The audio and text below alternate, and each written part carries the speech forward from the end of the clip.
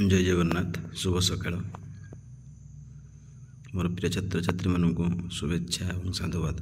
आशा करुँचे समस्ते भल रही आपण मानकर परिवार भल रही। तेणु देख पिला आम जो आलोचना करूँ पंचशखा साहित्य जहाँकि पंचदश शताब्दी 1660 शताब्दी पर्यंत तार केते गुड़िक संक्षिप्त प्रश्न गुड़िक मुझे कौन गली आलोचना कर आम आलोचना कर प्रथम भिडियो 30 टी और सेकेंड भिडियो आउ 30 टी मुझे कौन करी ना भिडियो गुड़िक आलोचना कर तेना टोटाल आम 60 टी ये पंचशखा साहित्यर परीक्षा पढ़ा बढ़िया बा साम्य प्रश्न उत्तर गुड़िक मुझे आलोचना करदी जो मैंने भिडियो गुड़िक देखी ना तेज ये डिस्क्रिप्शन दुईटी भिडियो लिंक दे देती तेज आपण मैंने जाई निहाती देखी दिंतु नहले आपण मैंने CSR YouTube channel CSR Odia YouTube channel को जाई आपण मैंने तार प्लेलिस्ट को जीवे और सुंदर भाव में कौन कचरे सजाई रखी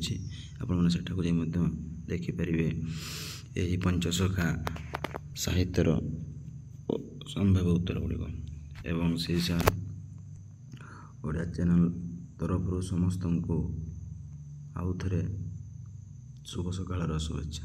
आपण मैंने निहाती चैनल को सपोर्ट दिंतु एवं अधिक मात्रा शेयर करंतु एवं आपण मानकर मतामत दिंतु एवं सब्सक्राइब कर रखंतु जितेबाला जो वीडियो को छाड़ी आपण मानक प्रथमे नोटिफिकेशन जीव तेणु आपण मैंने सीएसआर ओडिया चैनल को समर्थन करंतु। तेणु चलो पिला माने बर्तमान आम जो पंचशखा साहित्य जो साम्य प्रश्न उत्तर गुड़िक बर्तमान आम सुंदर भाव और सरल भाव आलोचना करी दौची। तेणु देख आम आलोचना करूँ 60 नंबर पर्यंत किंतु आउ थे मुझे रिपीट कर दूसरी जे तुलाभिणा कहार कथन शैली रचित तो बहुत इम्पोर्टेंट पिला मन गुरुत्व जे तुलाभिणा कहार कथोपकथन शैली रचित ना शिव और पार्वती कथोपकथन शैली रचित। तापर 61 क्यों ग्रंथटी 3 भाग पद्य और 1 भाग गद्य रचित तो यहाँ बहुत गुरुत्वपूर्ण पे ये कौन हो तुलाभिणा ये तुलाभिणा पे हम तुलाभिणा। तापर देखो 62 ना तुलाभिणा क्यों छंदरे रचित नवाक्षरी छंदरे रचित। तापर देखो 63 अर्थ कहली कहार रचना जगन्नाथ दास एवं 64 रासक्रीड़ा और दारुब्रह्म गीतार रचयिता किए जगन्नाथ दास। शून्य भागवत और शून्य मालिका ग्रंथदेह कार रचना ना जगन्नाथ दास। तापर 66 श्रीमद् भागवत गोपीलीला क्यों स्कंदरे वर्णित होती यहाँ बहुत गुरुत्वपूर्ण पिला जे श्रीमद् भागवत गोपलीला क्यों स्कंदरे वर्णित होती ना 10म स्कंदरे वर्णित होती। तापर देखो 67 मृगुणी स्तुति और गजस्तुति कहार रचना जगन्नाथ दास। पिला माने जो मैंने जब वीडियो गुड़िक भल लगुच तेज आप थे दे थर देखूँ जोगा लिखा कहूँ आप निहाती सर्ट नोट कर रखु। तापर देखो 68 पंचशखा मध्य शतायु पुरुष भाव में किए परिचित शतायु पुरुष बहुत बहुत गुरुत्वपूर्ण मिला शतायु पुरुष मैंने 100 वर्ष तेणु किए ना अच्युतानंद दास।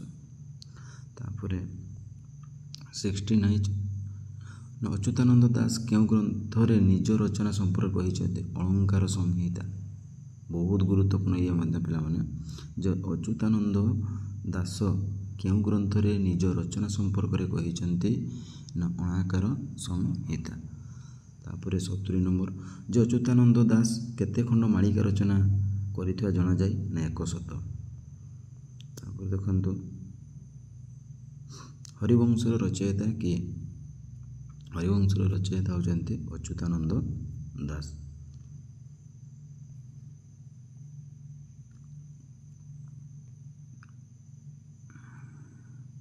72 हरिवंश को आउ क्यों नाम नामित कर 7 खंडिया हरिवंश। ତାପରେ 73 ହରିବଂଶ କେଉଁ ବୃତ୍ତରେ ରଚିତ ନା ଦାଣ୍ଡି ବୃତ୍ତରେ। 74 ଅଣାକାର ସଂହିତା ଓ ଶୂନ୍ୟ ସଂହିତା କାହା ରଚନା ଅଚ୍ୟୁତାନନ୍ଦ ଦାସଙ୍କ। 75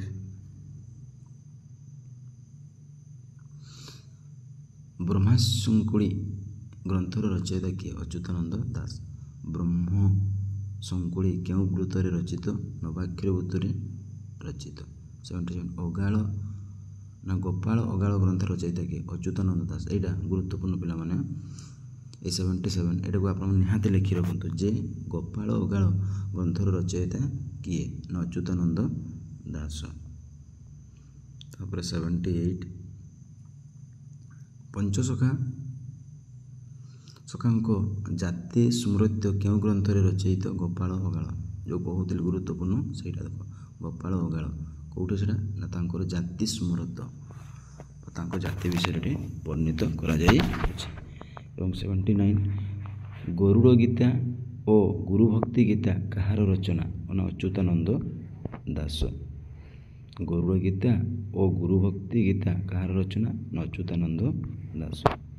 ପୁଣି ଆଉ ଥରେ ସେଇ ସାର୍ ଓଡ଼ିଆ ଚ୍ୟାନେଲ୍ ତରଫରୁ ଆପଣମାନଙ୍କୁ ସ୍ୱାଗତ ଏବଂ ଶୁଭେଚ୍ଛା।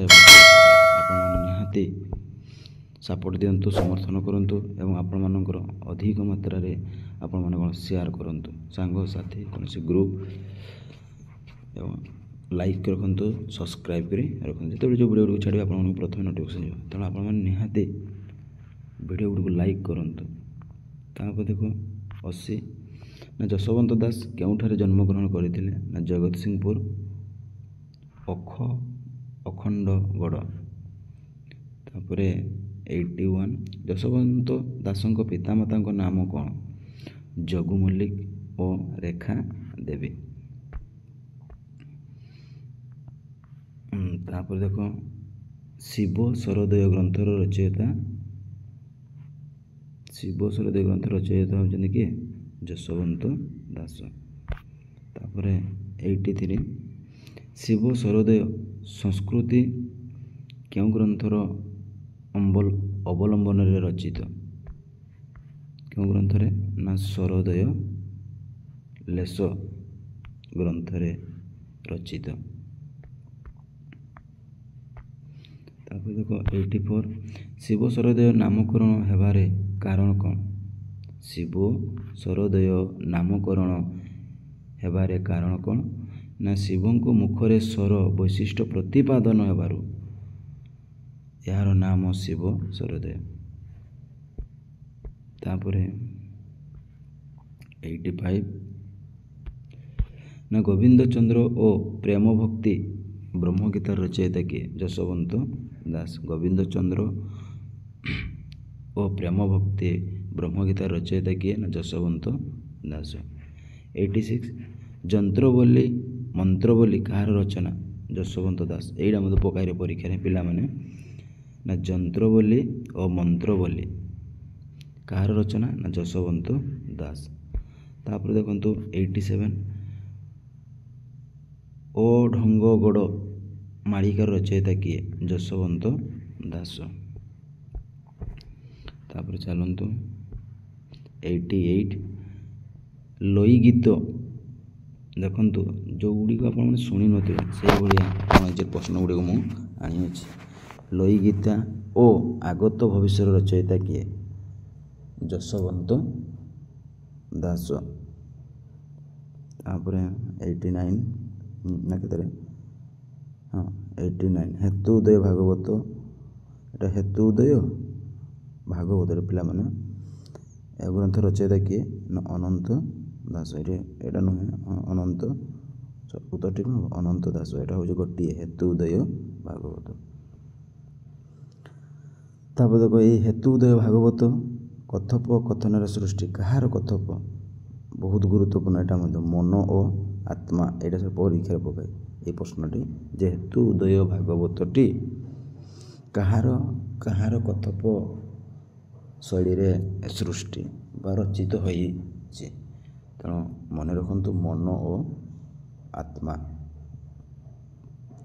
ତାପରେ 91 ଚୁମ୍ବକ ମାଳିକା ଓ ଅଣାକାର ଶବଦ ଗ୍ରନ୍ଥର ରଚୟିତା କିଏ? ଅନନ୍ତ ଦାସ। 92 ଅର୍ଥତାରିଣୀ ଓ ଅର୍ଥତୋଷିଣୀ ଗ୍ରନ୍ଥର ରଚୟିତା କିଏ? ଅନନ୍ତ ଦାସ। ତାପରେ 93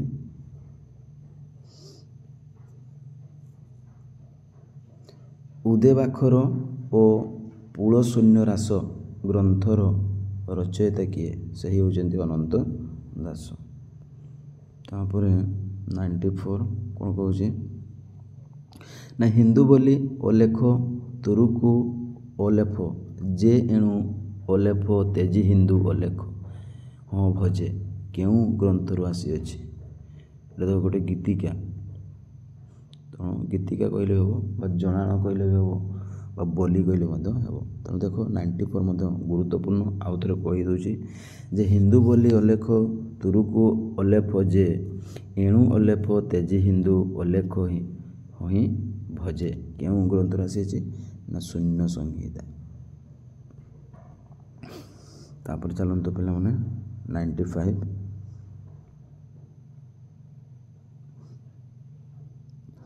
ଜଗନ୍ନାଥ ଦାସଙ୍କୁ କିଏ ଅତି ବଡ଼ି ଭାବରେ ଭୂଷିତ କରିଥିଲେ? ଶ୍ରୀ ଚୈତନ୍ୟ। ଏଇଟା ଆପଣମାନେ ନିହାତି ଜାଣିଥିବେ। ତାପରେ ଶିଶୁ ଅନନ୍ତ ଦାସ ଚୈତନ୍ୟଙ୍କ ଠାରୁ କେଉଁ ମନ୍ତ୍ର ପ୍ରାପ୍ତ ହୋଇଥିଲେ? ସୂର୍ଯ୍ୟ ଏକାକ୍ଷର ମନ୍ତ୍ର। ତାପରେ 97 ପଞ୍ଚସଖା ସାଧନା ପ୍ରଣାଳୀରେ କେଉଁ ଯୋଗର ପ୍ରାଧାନ୍ୟ ଦେଖାଯାଏ? ହଟ୍ଟ ଯୋଗ। ଏଇଟା ଟିକେ ପକାଇ ପିଲାମାନେ ପରୀକ୍ଷାରେ। ଯେଉଁ 97ର ଯେଉଁ କ'ଣ କହୁଛି ନା ପଞ୍ଚସଖା ସାଧନା ପ୍ରଣାଳୀରେ କେଉଁ ଯୋଗର ପ୍ରାଧାନ୍ୟ ଦେଖାଯାଏ? ନା ହଟ୍ଟ ଯୋଗ। ତାପରେ 98 ପଞ୍ଚସଖା ସାହିତ୍ୟ କେତେ ଭାଗରେ ବିଭକ୍ତ କରାଯାଇଛି? 2 ଭାଗରେ। ପଞ୍ଚସଖା ସାହିତ୍ୟ କେତେ ଭାଗରେ ବିଭକ୍ତ କରାଯାଇଛି? ନା 2 ଭାଗରେ। ପିଲାମାନେ ସେଇ ସାର୍ ୟୁଟ୍ୟୁବ୍ ଚ୍ୟାନେଲ୍କୁ ଆପଣମାନେ ଲାଇକ୍ କରନ୍ତୁ, ସବସ୍କ୍ରାଇବ୍ କରନ୍ତୁ ଏବଂ ମତାମତ ଦିଅନ୍ତୁ। ଆପଣମାନେ ନିହାତି ଲାଇକ୍ କରି ରଖନ୍ତୁ ବା ଲାଇକ୍ ଦିଅନ୍ତୁ, ମତାମତ ବି ଦିଅନ୍ତୁ। ଏବଂ ଯେକୌଣସି ଯଦି ନୋଟ୍ ଚାହୁଁଥିବେ ବା କୌଣସି ଅସୁବିଧା ହେଉଥିବ ତେବେ ଆପଣମାନେ ନିହାତି ମୋତେ କମେଣ୍ଟ କରନ୍ତୁ। ମୁଁ ନିହାତି ଆପଣମାନଙ୍କୁ ସମର୍ଥନ କରିବି। ତାପରେ 99 ଦେଖ ଯେ ଜଗନ୍ନାଥ ଦାସଙ୍କର ଅର୍ଥ କହିଲି କେଉଁ ଧରଣର ଚଉତିଶା? ଭାବା ଧର୍ମୀ ଚଉତିଶା। ପୁଣି ଆଜିର ଲାଷ୍ଟ କ୍ୱେଶ୍ଚନ୍। ଭିଡ଼ିଓରେ ଦେଖୁଛି ଲମ୍ବା ହେଇଗଲାଣି ବା ଦୀର୍ଘ ହେଇଗଲାଣି, ତେଣୁ ଏଇଟା ଲାଷ୍ଟ କ୍ୱେଶ୍ଚନ୍। ପୁଣି ନେକ୍ସଟ ଭିଡ଼ିଓରେ ମୁଁ କ'ଣ କରିବି ଆଉ ଯେତେ ଗୁଡ଼ିକ ରହିଗଲା ମୁଁ ତାହା ଆଲୋଚନା କରିଦେବି। ତେଣୁ ଦେଖ ଶେଷ କ୍ୱେଶ୍ଚନ୍ ଯେ ଅର୍ଥ କହିଲି ଗ୍ରନ୍ଥଟି କାହାର ଉକ୍ତି ଓ ପ୍ରତ୍ୟୁକ୍ତି ଛଳରେ ରଚିତ? ଅର୍ଥ କହିଲି ଶ୍ରୀକୃଷ୍ଣ ଓ ଅର୍ଜୁନ। ଉତ୍ତର ଠିକ ହେବ ଶ୍ରୀକୃଷ୍ଣ ଓ ଅର୍ଜୁନ। ଏଇଟା ମଧ୍ୟ ଗୁରୁତ୍ୱ ପିଲାମାନେ, ଏଇଟା ମଧ୍ୟ ଲେଖି ରଖନ୍ତୁ ଯେ ଅର୍ଥ ଏଇଟା ଦେଖନ୍ତୁ ଟିକେ ପିଲାମାନେ କ'ଣ ହେଉଛି ନା ଅର୍ଥ କହିଲି ଉକ୍ତି ପ୍ରତ୍ୟୁକ୍ତି ଅର୍ଥାତ୍ କାହାର କଥୋପକଥନ ଶୈଳୀରେ ଛଳରେ ବା ରଚିତ? ଶ୍ରୀକୃଷ୍ଣ ଏବଂ କିଏରେ? ଶ୍ରୀକୃଷ୍ଣ ଏବଂ ଅର୍ଜୁନ। ଏହି ଥିଲା ଆପଣମାନଙ୍କର କେତେ ଗୁଡ଼ିକ ପଞ୍ଚସଖା ସାହିତ୍ୟ ଉପରେ ଭିଡ଼ିଓ ଗୁଡ଼ିକ ମୁଁ ଆଲୋଚନା କରିଦେଲି। ନେକ୍ସଟ ଭିଡ଼ିଓରେ ଆଉ ଯେତେ ଗୁଡ଼ିକ ରହିଯାଇଛି ସେଗୁଡ଼ିକୁ ମୁଁ ଆଲୋଚନା କରିଦେବି। ରହୁଛି ଜୟ ଜଗନ୍ନାଥ। ଜୟ ଜଗନ୍ନାଥ। ଜୟ ଜଗନ୍ନାଥ।